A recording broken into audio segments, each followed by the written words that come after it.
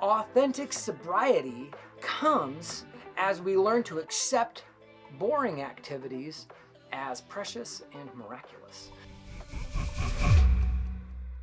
Hey guys, what's going on? This is Drew with Sobriety Daily, and today we're talking about the Zen concept of chop wood, carry water. Hey, if you're liking these videos, I hope that you hit the like button. Also, I hope that today is the day that I earn your subscription. So click the red subscribe box below and we'll kind of jump right into this. I like to cover a lot of different topics on sobriety. So not just what we see kind of in the big book or in the 12 and 12 or in a lot of the AA type of literature, but I also like to look at other types of stuff. And one of the things that I love is Zen philosophy. It's just something I'm kind of getting into, so you'll probably see a little bit more of it on this channel. But the idea of chop wood, carry water is that authentic sobriety comes as we learn to accept boring activities as precious and miraculous.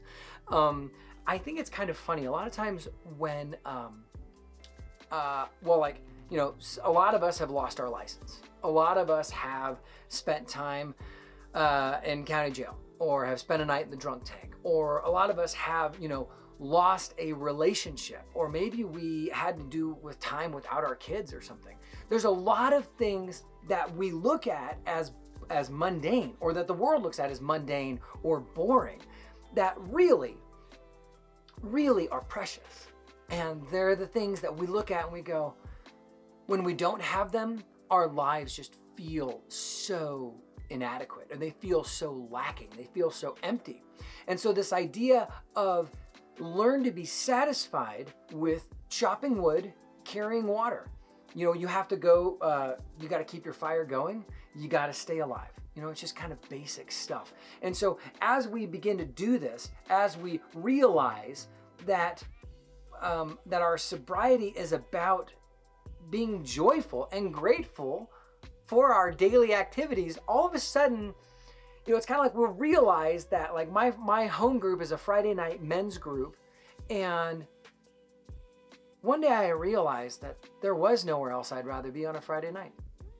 Like, there was no activity, there was no bar, there was nothing. There's nothing and nowhere else that I'd rather be on a Friday night than celebrating that which drew me closer to God on a Friday night. Like, that's critical. I mean, that's it was a real thing. All of a sudden it was like, wow. And all of the boring things, like, hey, being able to drive, suddenly we're like, this is great, right? Or the idea that we can learn to find joy. We don't have to let our need for risk just push us and push us and push us until all of a sudden you're risking way too much. You're not willing to pay the price that's going to be demanded of that kind of behavior over time. And so as we settle back, we learn how to enjoy what gives life meaning.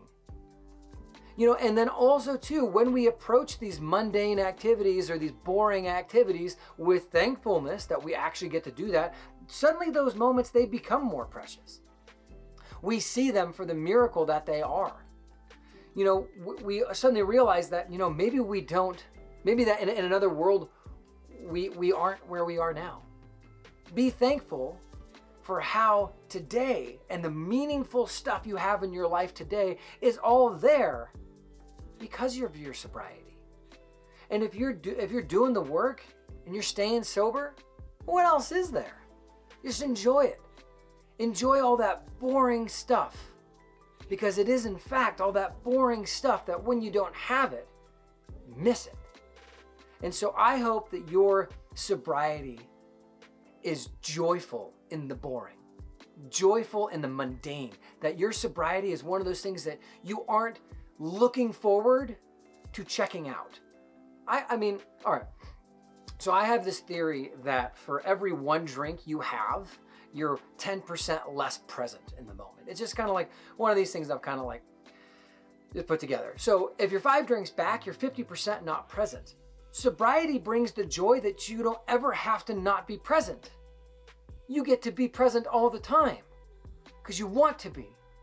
because you find joy in the mundane. You find joy in the boring.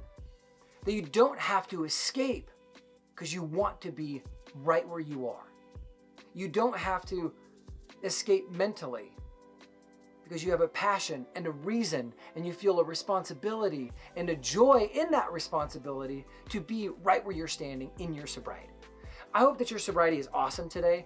I hope that as you go around chopping wood, carrying water, going to work, taking care of the kids, doing whatever it is that you're doing, that you're thinking, man, you know, what a privilege to be able to do this and not to have to be drinking. If you like the video, please give it a like. Hit the red subscribe button below if I earned your subscription. You take care, and we will talk to you again tomorrow. All right.